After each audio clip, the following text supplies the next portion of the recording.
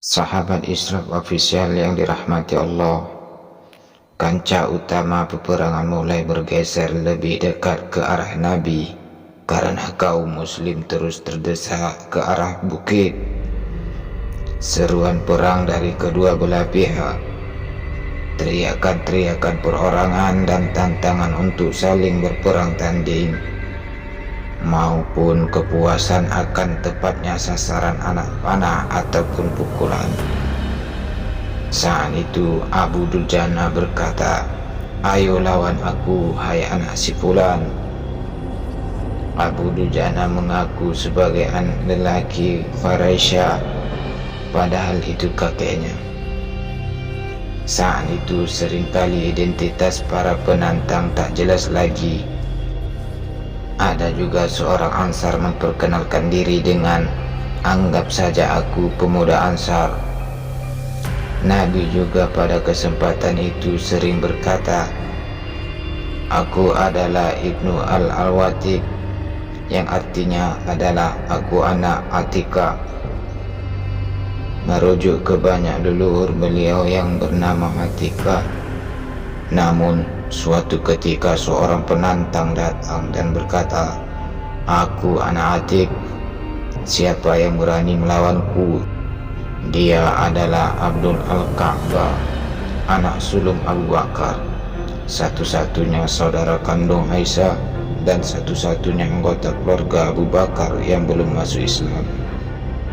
Mendengar tantangan itu, Abu Bakar segera melemparkan busurnya, kemudian menarik pedangnya. Ia segera bergerak untuk menyerang, tetapi dengan cepat Nabi menahannya. Kemudian beliau berkata, "Sarungkan pedangmu, hai Abu Bakar, dan kembalilah ke tempatmu. Panggillah orang-orang terbaik di antara rekan-rekanmu untuk melawannya." Kemudian satu pasukan berkuda yang lain dari belakang maju ke depan untuk menghadapi Al-Ka'bah yang segera menghindar dan mundur. Saat itu Nabi berkata, "Siapa yang mau menjaga pertahanan kita?" Majulah 5 orang Ansar menghunus pedangnya, berlari memasuki barisan musuh dan bertempur sampai mati, kecuali seorang. Ia tertinggal dalam keadaan terluka parah. Tolongan itu datang menggantikan mereka karena Ali, Zubair, Tolha, Abu Dujana dan sahabat yang lain berpindah dari garis depan menuju garis belakang. Mereka telah sampai di sisi Nabi, tetapi tak lama kemudian sebuah pelemparan batu keras mengena mulut Nabi, menyobek bibir bawahnya dan menanggalkan satu giginya. Darah pun mengalir di wajah Nabi, tetapi beliau menahan semampunya. Beliau pun meyakinkan Ali dan sahabat yang lain bahwa dirinya tidak mengalami luka yang serius. Kemudian mereka berperang, kecuali Tolh yang begitu lemah karena kehilangan banyak darah hingga ia pingsan. Nabi pun berkata kepada Abu Bakar, "Perhatikanlah sepupumu." Namun sejenak kemudian Tolha hampir pulih kesadarannya, sementara Sa'd dari Zuhra dan Haris Ibnu Sima dari Khazraj maju menggantikannya. Bersama dengan penambahan kekuatan baru itu, mereka dengan gencar menyerang musuh yang pelan-pelan terdesak ke belakang. Kemudian kaum muslim menjauhi 5 tubuh pemuda Ansar yang baru saja mengorbankan nyawanya. Nabi memandang korban itu dan memohonkan rahmat atas mereka. Namun satu orang yang belum meninggal dan terluka parah merangkak di atas tanah menuju Nabi. Kemudian Nabi mengirimkan 2 orang untuk menggotong tubuhnya. Setelah sampai, Nabi menjulurkan kakinya sebagai bantal untuk pejuang yang sedang sekarat itu, dan beliau menjaganya agar kakinya tetap tidak bergerak sampai pejuang itu meninggal di atas pangkuannya. Kemudian Nabi berkata, "Ketahuilah bahwa surga ada di bawah bayang-bayang kelebatan pedang-pedang itu." Pada waktu-waktu tertentu, beliau berziarah ke tempat tersebut untuk mengenang dan memanjatkan doa bagi para pahlawan yang telah gugur di sana. Suatu hari beliau berkata, "Akankah aku tinggal di kaki bukit ini bersama dengan para sahabatku?" Sahabat Isra Official yang dirahmati Allah, musuh berangsur-angsur mencapai lagi daerah kekuasaan mereka yang hampir hilang. Persediaan anak panah pasukan kecil yang berada di sekitar Nabi hampir habis, dan dari berbagai segi tampaknya mereka tak dapat bertahan lagi. Kemudian ketika musuh mulai menjauh, Nabi segera pulih kesadarannya. Beliau segera bangkit dan berdiri tegak, meminta sahabat-sahabatnya untuk mengikutinya. Beliau memimpin mereka memasuki sebuah celah di bukit itu. Tampaknya gerakan musuh dapat diawasi dengan mudah dari tempat itu. Namun wajah beliau kini luka parah. Pecahan-pecahan logam sebesar cincin menancap di dagingnya.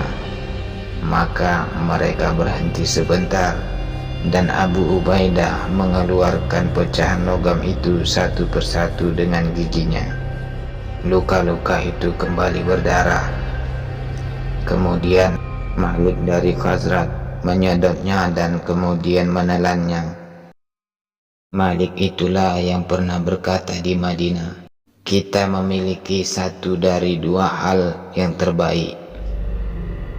Dan selain Samas yang telah meninggal, dialah yang paling parah lukanya.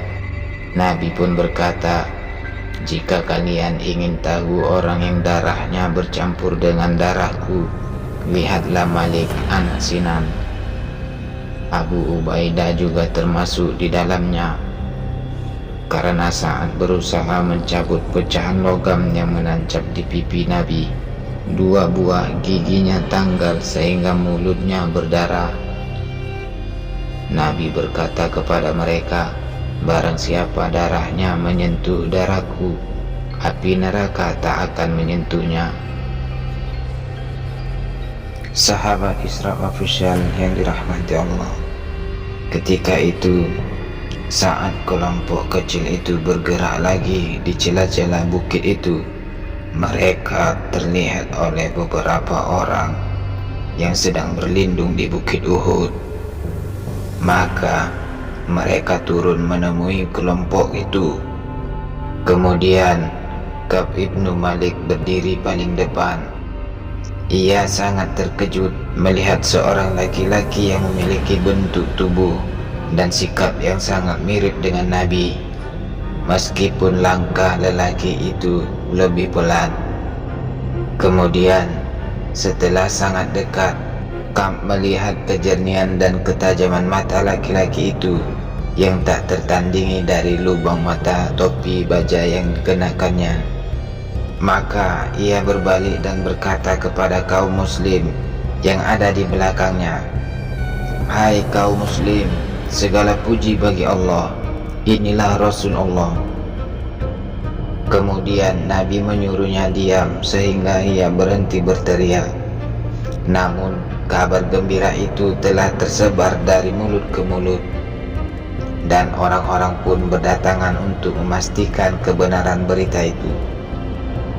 Karena sangat bahagia dan gembiranya kaum muslim melihat Nabi masih hidup, kekalahan mereka seolah-olah berubah menjadi kemenangan.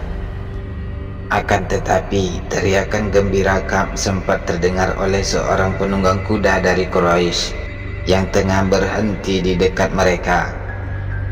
Ia adalah Ubay, saudara Umayyah, yang telah bersumpah bahwa dari atas punggung kuda yang ditungganginya ia akan membunuh Nabi.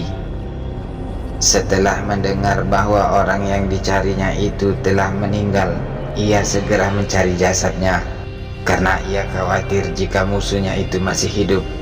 Dan saat itu, setelah mendengar teriakan gembira Ka'b, ia segera memacu kudanya ke atas lembah sampai ia tiba di belakang kaum muslim. Kaum muslim pun berbalik menghadangnya.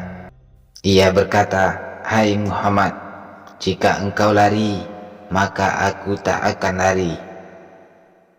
Kemudian beberapa sahabat segera berputar mengelilingi Nabi, sementara yang lain bersiap-siap menyerang Ubay.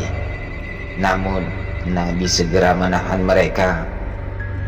Beberapa waktu kemudian, mereka yang bersama Nabi itu menuturkan bahwa beliau mengusir mereka tak ubahnya lalat-lalat yang bertengger di atas punggung unta.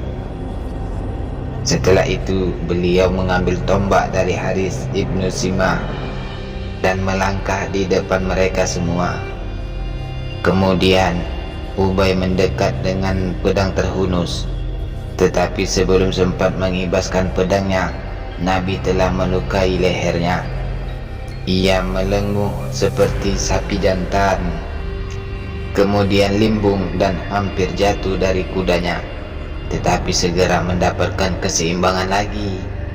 Maka ia segera berbalik dan terus berlari menuruni lembah hingga mencapai perkemahan tentara Quraisy, yaitu tempat Safwan, kemanakannya, dan kaumnya yang lain sedang berkumpul di sana.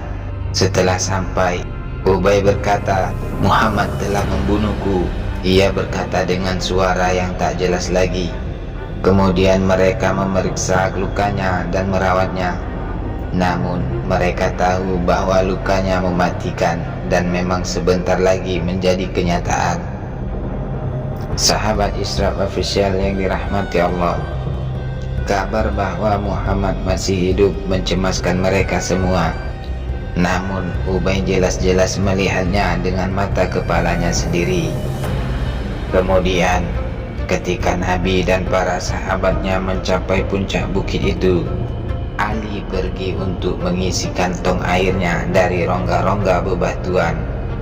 Ia membawanya untuk Nabi, tetapi karena berbau busuk, Nabi tidak mau meminumnya, dan ia sendiri pun tidak mau meminumnya meskipun merasa sangat kehausan. Kemudian air itu digunakan sedikit untuk membasuh darah di muka Nabi.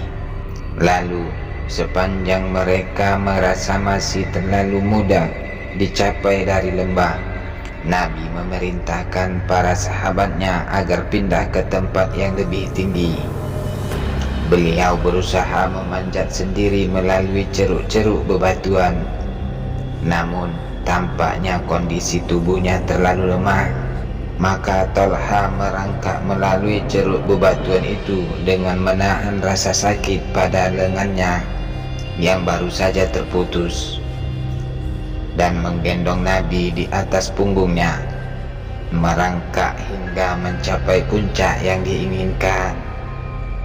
Kemudian Nabi berkata tentang Tolha hari itu, "Barang siapa yang ingin menyaksikan seorang syahid sejati yang merayap di muka bumi, lihatlah Tolha, anak Ubaidillah." Setelah itu beberapa waktu kemudian, mereka tiba di tempat yang dapat digunakan sebagai kemah sementara. Matahari telah mencapai puncak ketinggiannya, maka mereka mendirikan sholat zuhur. Nabi yang bertindak sebagai imam salat dalam posisi duduk, dan para sahabat bermakmum di belakangnya. Setelah selesai sholat, mereka merebahkan diri untuk beristirahat. Sebagian besar mereka tertidur lelap karena kepayahan, sementara beberapa pengawal bergantian mengawasi dari tempat yang strategis.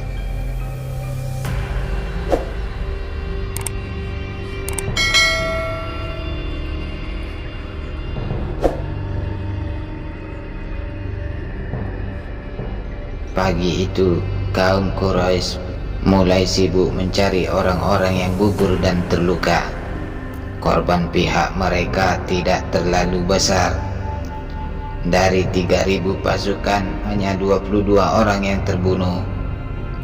Kemudian mereka menghitung korban pihak Muslim yang ditemukan kurang lebih 55 orang yang tewas. Banyak di antaranya yang tidak mereka kenal, namun ada 3 orang dari kaum Muhajirin, yaitu Hamzah dari Bani Hashim, Mus'ab dari Bani Abdul Aldar, dan Abdullah ibnu Jahsh.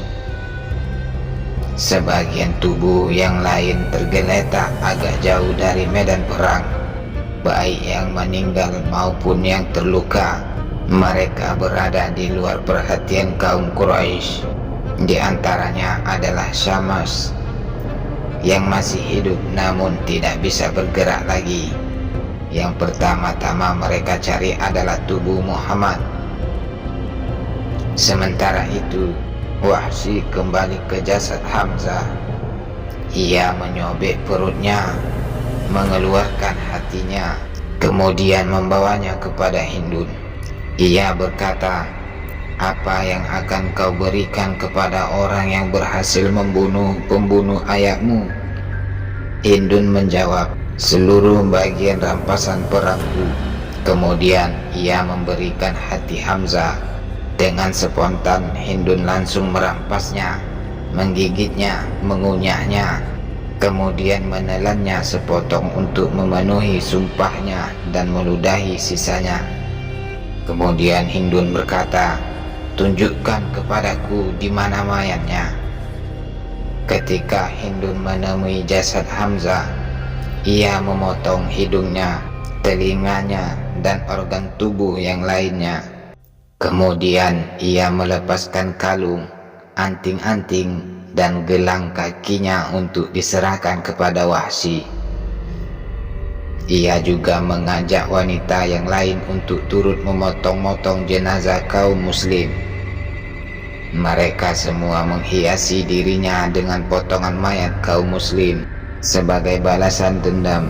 Dan serta-merta Hindun berdiri di atas sebongkah batu sambil menyanyikan lagu kemenangan. Kemudian 1-2 orang Quraisy juga turut menyayat-nyayat mayat itu dengan sangat biadab untuk melampiaskan dendam kesumatnya. Abu Sufyan juga menusukkan ujung tombaknya ke mulut Hamzah dan berkata, "Rasakan kau pemberontak." Saat itu Qulais, kepala suku Kinana, lewat dan melihat perbuatan itu. Dengan suara keras agar didengar Abu Sufyan, ia berkata, "Wahai keturunan Kinana, benarkah kaum Quraisy itu hebat bila ternyata ia merusak daging sepupunya yang mati?" Kemudian Abu Sufyan marah dan berkata, "Sialan kau, jangan ceritakan pada siapapun." Sementara itu Abu Amir mendekati mayat anaknya, yaitu Hanzalah. Ia meratapinya dengan pilu dan berkata, "Tidakkah kalian telah kuperingatkan agar tidak melawan laki-laki ini?" Maksudnya lelaki yang ia katakan adalah Nabi. Kemudian ia berkata, "Semoga Tuhan memberkati orang ini," sambil menunjukkan jenazah Hamzah dan seluruh pengikut Muhammad. Kemudian ia memandang Hindun dan seluruh wanita yang ada di situ dengan sinis dan berteriak dengan lantang, "Wahai kaum Quraisy, jangan lakukan kekejaman itu terhadap mayat anakku. Bagaimanapun juga ia adalah kerabatku dan kerabatmu juga." Kemudian mereka pun berhenti dan memperhatikan harapannya. Saat itu diduga Ubay tidak keliru bahwa Nabi dan pasukannya berada di suatu tempat di atas bukit. Namun peperangan telah berlalu. Mereka tidak diperintahkan untuk menyerang ke atas bukit, dan para budak telah bersiap-siap membereskan perkemahan. Begitu pasukan mereka yang gugur telah dikubur dan balas dendam telah dilampiaskan kepada mayat musuh, mereka melepaskan semua baju dan perlengkapan perang untuk diangkut ke atas punggung unta, dan mereka bersiap untuk pulang. Namun Sebelum berangkat, Abu Sufyan menaiki kuda betinanya dan menyusuri kaki bukit. Ia menuju kawasan terdekat dengan tempat Nabi dan para sahabatnya berada. Kemudian ia berteriak sekeras-kerasnya, "Perang akan terus berlangsung sejak hari ini dan hari-hari berikutnya. Maha Agung Hubal, hancurkan agama mereka." Kemudian Nabi memerintahkan Umar untuk pergi menjawab tantangan itu dan berkata, "Allah lah yang maha agung dan maha tinggi, tak ada yang menandinginya." Kemudian Umar berkata lagi, "Kita tidak sama, para pahlawan kami tinggal di surga, sedangkan kawan-kawanmu dilemparkan ke neraka." Karena kenal suaranya, Abu Sufyan memanggil Umar kembali. "Hai Umar, aku ingin bertanya kepadamu, demi Tuhan, terbunuhkah Muhammad?" "Demi Allah, tidak," jawab Umar. "Beliau sekarang ini mendengar semua kata-kata kita." "Baiklah," kata Abu Sufyan, "aku lebih mempercayaimu ketimbang kabar Ibnu Qami'ah." Dan ia bersiap untuk pergi. Tetapi sebelumnya ia menambahkan, "Beberapa mayat kawan kalian telah dirusak dan dipotong-potong. Demi Tuhan, aku tidak menyukainya, dan itu sama sekali bukan kesalahanku. Aku tidak melarang dan tidak menyuruh mereka." Lalu ia berkata lagi, "Kita akan bertemu lagi di peperangan berikutnya di Badar tahun depan." Nabi yang mendengar tantangan itu, beliau mengutus sahabatnya yang lain untuk mendaki batu cadas untuk meneriaki jawabannya, "Baik, itu adalah perjanjian di antara kita." Setelah itu Abu Sufyan kembali ke pasukannya yang telah menunggunya di sebelah bukit dan mereka bergerak ke utara. Karena terlalu jauh bagi Umar untuk melihat dengan jelas, maka Nabi menyuruh Sa'd dari Zurah menuruni bukit untuk menyusul dan melihat kemana mereka bergerak. Bila mereka menuntun kuda dan menaiki unta, berarti mereka menuju Mekah. Namun bila mereka menuntun unta dan mengendarai kuda, berarti mereka menuju Madinah. Kemudian Sa'd turun dari bukit menuju kuda jantan Nabi yang telah ditambatkan sejak mereka tiba di Uhud. Ia bergerak mengikuti tentara Quraisy hingga dapat melihat mereka dengan jelas. Kemudian ia bergegas kembali dengan membawa kabar baik bahwa pasukan Mekah mengendarai unta dan menuntun kuda mereka di sampingnya.